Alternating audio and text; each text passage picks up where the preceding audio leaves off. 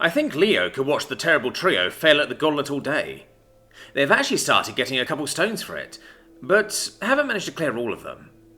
I don't think it'll be too long before they get through that first challenge, though. Probably tomorrow, after they rest up a bit. I impress upon Leo the need for him to send a few of the lesser wolves down the Ratkin's hunting tunnel. At first, I thought the lesser wolves were cubs or something, but they seem fully aware and mobile. They're just more size like coyotes than wolves. I guess that's why they're called lesser. Whatever the reason or relation to actual wolves, Leo starts heading to the roof, wanting to talk to Poe. Makes sense to me. Poe has been in charge of everything sent outside, so it'd be a good idea to get tips and tricks from him. He takes a shortcut without much haste, and I notice a familiar person enter from the gate. My birds all make a racket, and I smile to myself as Elf Guy just shakes his head at the greeting. He walks up to the bulletin board and speaks to it.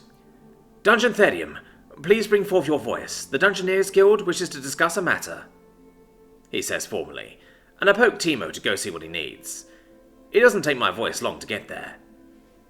What's with the formality, Elf Guy? Greets Timo with a smirk. Tal can only chuckle. The guild prefers it. Well, me and the boss don't. Knock it off and just talk normal. The inspector smiles at that. Fair enough. Each individual dungeon has to be dealt with differently, which is why I'm here, actually. The Southwood is another dungeon, one the guild classifies as a toy box. It has few denizens and none specialised towards combat. Ah, that's why those knuckleheads were talking about a toy box. I thought they were just trying to insult the boss. Tal snorts at that. They might have been. Anyway, the Southwood allows the guild to check up on the core on a condition that it be given information on the various other known dungeons in the general area. Timo perks up at that. Yeah? Does it know about us? A bit. It knows you're a matter in the city and had a conflict with Neverrest, but my information was out of date even when I talked to it. Its voice actually told me that you may have destroyed Neverrest. It felt the Wasp invaders' lesson with your victory. Huh. Tal nods and continues. So, I wanted to know what information you're comfortable with sharing with the Southwood. Ordinarily, we give it the basics, but it has specifically asked for information about you, and offered information about the Green Sea in return. What's the Green Sea? Asks Timo, as he absently scratches his ear. It's a massive forest to the north of here. The Southwood is actually named that because it's the southernmost tip of it. There are theories that it's a massive dungeon, or even a network of dungeons, but it's so remote and the trip so arduous that none have actually been able to confirm anything, and the Southwood implied something is happening there. Which could be a big pain in the rear for all of us. So, you want to know what to tell it? Will you tell us about it in exchange? Tal nods. The Southwood likes to keep tabs on other dungeons, but isn't too concerned about other dungeons knowing too much about it. The only real restriction is on information about its core, but every dungeon is at least a little cagey about the details of their core. Timo and I huddle up to discuss what to give out, and he focuses on Tal after a few minutes. The basics should be fine. Where we are, how big we are, spawners and monsters and stuff. You can even tell it about the punitive gauntlet if you want. He holds up a tiny hand to stop Tal before he can even say how bad an idea that could be. The boss says it has diminishing returns. The group woke up this morning, and the mana they're making is already down to a trickle. He says other dungeons have probably designed themselves to send adventurers over the same track multiple times before too. He says the extra mana is nice, but not exceptional. Elf Guy actually pulls out his little note rock and repeats that information, before looking back to Timo. Then that should be more than enough to satisfy the Southwood. I don't think I'll tell it about the gauntlet, mostly because I don't think it's really feasible for it to try something similar. Timo perks up as he remembers something. Oh, we also have a wolf spawner now too. Tal looks confused at that. Did you expand out past the cemetery? Timo shakes his head. Nah, that druid halfling had enfrailed a wolf from somewhere, and when she got knocked out, the spell broke. The wolf didn't want to go back to her, so Therium offered to let him stay here, and then made him a scion, which then also let him make a wolf spawner. The inspector looks fascinated by that. I've heard of dungeons being able to produce spawners without expansion, but the details are always sparse. Timo nods. The boss says maybe keep that fact from the Southwood. He says turning invaders into spawners could be a dangerous thing to let get out, though he doesn't know if all dungeons have access to a jail. Elf Guy taps his note rock against his chin as he thinks. Jails are fairly rare to find in a dungeon, though secret jails may be more common. I think most dungeons are just not smart enough to use a gel when they're young, and don't really need it when they're older and have the mana to just straight up pay for a new spawner. Still, I'll keep how you got a wolf silent spawner quiet. It's not something I think the Southwood would actually try to do anyway. Leo. Watching the group fail to get across the least of the challenges of the Alpha fills Leo with a deep sense of happiness. The voice called it schadenfreude, which is a strange word, but not an inaccurate one. Still, the duties of his new title gnaw at his tail like a teething pup, so he can't just enjoy the show forever. Alpha Fedium wishes him to ensure the safety of the lands and people outside his borders, and that job belongs to Leo now. The Alpha wishes him to cut his teeth on some simpler expeditions down in the tunnels, in aid of the dwellers, and Leo is happy to have something simple to build his understanding on. He's just a little confused as to why he's expected to do it, rather than Poe. The Marshal has been in command of expedition above and below the ground for quite some time, so why would the Alpha set his newest scion such a simpler task? He could go and ask. The voice is happy enough to explain what needs explaining, but Leo has a different target in mind.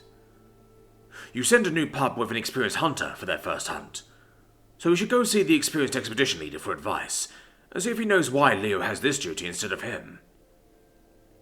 Taking a shortcut is an interesting experience. His old dungeon never had a scout, and so only had a few actual secret passages, and they were all fully mundane. These, though, let him squeeze into a crack even a mouse should have difficulty with, and then walk with ease towards a different one to slip out of. Honestly, these things are probably why the Alpha doesn't worry about crowding delvers. If there's too many denizens in an area, they could easily move without just rolling over any delvers, and if there are too few denizens, more can be easily moved into position. He hops off that particular train of thought as he exits the shortcut to the roof, and makes his way towards Poe. He tucks his tail in submission to the large bird, who immediately waves it off. That is not needed, Warden Leo. We both serve Lord Thedium, and so need not bow and scrape to each other. That's easy for you to say after having to go at my belly, grumps Leo, as he remembers how the fight went. Poe just nods. If not for Lord Thedium, I would have happily sunk my beak and talons into your belly, but he urged mercy, and his wisdom in doing so now stands on the roof with me. He now has a new scion and a new spawner because of you. You should not think lesser of yourself for the method it was achieved. Leo shakes his head. His new Alpha has some weird betas. The Alpha has asked me to mount some expeditions, but I don't know why, and I don't really know how. I was just a regular wolf at my old dungeon. I never had to be in charge of anything. Poe nods at that as well. While only Voice Timo actually knows the thoughts of our Lord Thedium, he has a reason for treating us as he does. As for the expeditions, while my flocks can detail the maps with ease, they can't detail what lives on those maps. On the wing, there is little care about those moving along the ground, be they mice or bears. I try to get them to understand the need to pay attention, but it is difficult. Leo sits and lets his tail idly swish back and forth as he absorbs that. So, you know the land, but the Alpha also wants to know the life? Poe fluffs his feathers in happiness at that. Indeed! There is far more to understanding the surroundings than in simple topography. As for expedition advice, I suggest making sure your denizens know to flee rather than to fight, should the need arise. Lord Thedium does not wish undue death nor harm to anyone. The expeditions we send beyond his borders should follow this as well. That makes sense. Why change policy drastically when outside rather than in?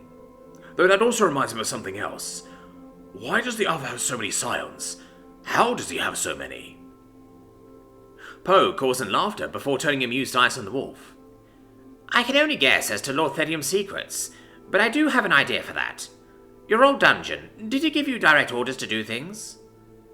Leo nods. Of course. Denizens would get all kinds of orders to do things. How many times has Lord Thedium given you an order? Leo opens his muzzle to answer, but suddenly closes it as he thinks. Being made a warden was the closest thing to an order he's given me. Poe fluffs his feathers again. I believe that is why Lord Thedium can support so many of us. I'm honestly uncertain if he's noticed our upkeep costs, particularly because I'd expect they pale in comparison to what he spends his mana on. Like the gauntlet? Indeed. So he gives us directions and lets us pursue them as we see fit, trusting we will do the job to the best of our abilities. He doesn't need to constantly spend mana to give us orders. He challenges us to grow, and so he grows with us, and us with him. Leo is quiet as he thinks about that as well. He never thought being a Scion would involve so much thinking. His old dungeon just had them be strong and fight, after all. His old dungeon also progressed a lot slower. Even in the short time he's been here, he's seen more change than in a month at the old dungeon. Poe interrupts his thoughts as he speaks up again. Now then, as to how to actually run an expedition, I should be able to help with that. Let me see. Where to start?